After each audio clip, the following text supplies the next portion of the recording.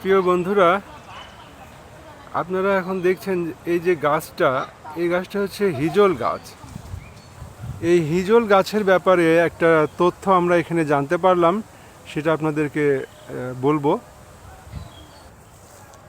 এই হিজল গাছ এর বয়স বয়সী শতবর্ষী গাছ বলা হয়।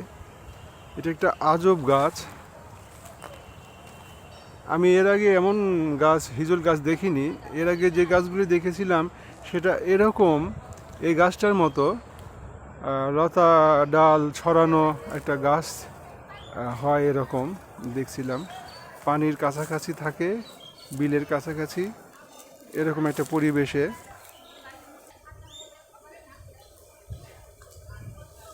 গাছটা দেখুন।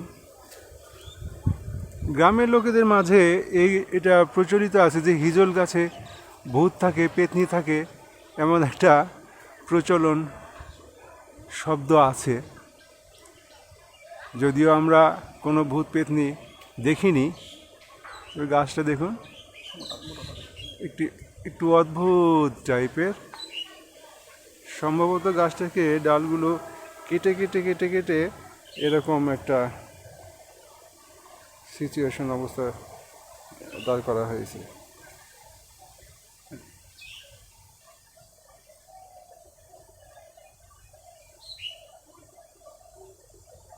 এই হিজল গাছ নিয়ে যে অদ্ভুত তথ্যটা আমরা জানলাম সেটা হচ্ছে এর কাঠ সচরাচর কোনো কাজে লাগে না। তবে এর ডালগুলি যখন বর্ষা হয়, বর্ষার সময়ে এই জলাধার দিয়ে যখন প্রচুর পানি যায়, তখন এই গাছের ডাল যেখানে কেটে রেখে দেওয়া হয় সেখানে নাকি প্রচুর মাছ এসে জমে, আর জেলেরা তখন সহজেই মাছ শিকার করতে পারে। বিশাল একটা ইউক্যালিপটাস গাছ।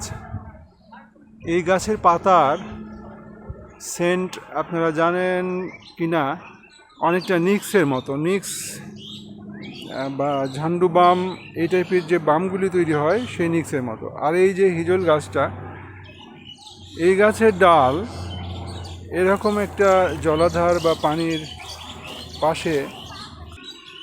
পাশে এই হিজল গাছের ডাল রেখে দিলে সেখানে প্রচুর মাছ এসে জমে, আর মৎস্য শিকারী যারা, তারা সহজেই মাছ শিকার করে। এখানে এই জলাধারের পাশে দিয়ে অসংখ্য আমরা হিজল গাছ দেখলাম।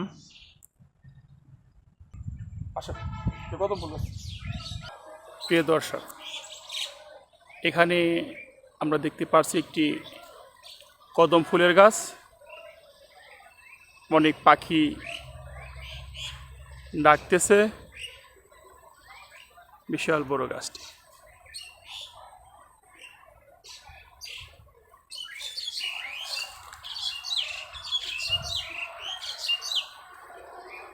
এখানে আমরা আসছি একটি বিয়ের অনুষ্ঠানে। এই সময়টাকে কাজে লাগিয়ে আমরা একটা ভিডিও করতেছি আপনাদেরকে,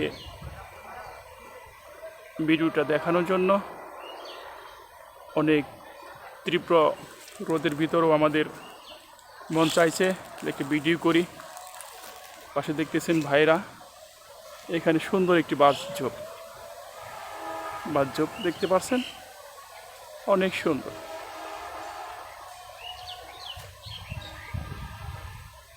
প্রিয় দর্শক, আপনাদের ভালো লাগবে দেখলে।